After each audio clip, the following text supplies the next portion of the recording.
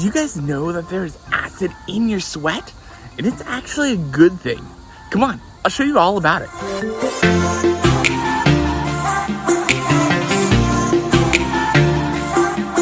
Hello and welcome back to White Line Medicine. I'm so glad you joined me again as we're diving into the immune system. So last video we covered kind of an analogy of the immune system as a whole and how, it's kind of like aliens are invading the body and all these body's defenses are coming to the aid and trying to fight off and kill those invaders. Well, now we're going to start taking a deeper dive into the whole immune system, and we're going to start breaking down every little piece bit by bit, so that way we can fully understand what's going on. Alright, so last video we discussed how we have 3 different levels of our immune system. Our physical barriers, our innate immune system, and then our adaptive immune system. So in this video, I'm going to go over the physical barriers and what those are and how those play a role in all of this. So the first physical barrier that I want to go over is probably the most obvious one. Our skin, right? So our skin plays a pretty important role in all of this, and really it's our body's first line of defense against bacteria, viruses, etc. Now, you might know our skin is actually the largest organ in your body.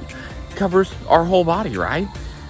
Now, how does our body get protected by our skin? How does it do that? Well, easy. Our skin does this in a couple different ways. First of all, our skin, the cells are actually really tight together. This makes it nearly impossible for normal bacteria, viruses, etc. to be able to squeeze through those cells and get into our body. The second way our skin does this is actually through our sweat. Now, this is what's really cool.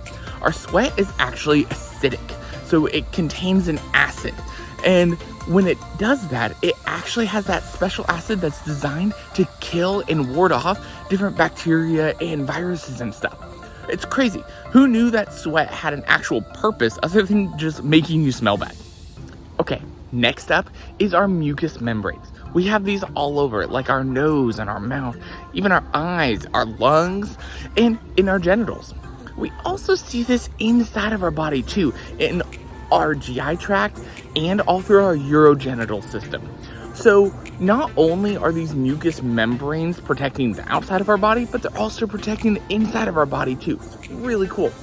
Now, how do mucous membranes work, you ask? Well, that's a great question.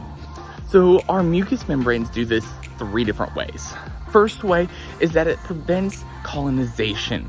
This is where bacteria and viruses and stuff just multiply and try to gain a foothold on the body as they grow and try to take over. So it's helping prevent that. But secondly, when our body's breaking this stuff down, sometimes it doesn't always break everything down fully. And there's little bits and pieces left of those bacteria and viruses, etc. So our mucous membranes actually help prevent the absorption of those smaller pieces to make sure none of that gets into our body.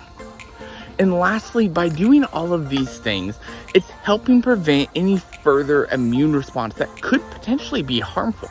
Just like what we saw in the anaphylaxis stuff, sometimes our immune system works against us and it doesn't always work to our advantage because it doesn't know what it's doing. So when it's doing these things, preventing colonization, things like smaller bacteria from getting in, it's helping prevent any potential harmful side effects of our immune system on our body. Okay, the last thing on the physical barriers I want to go over is something called ciliated epithelial cells.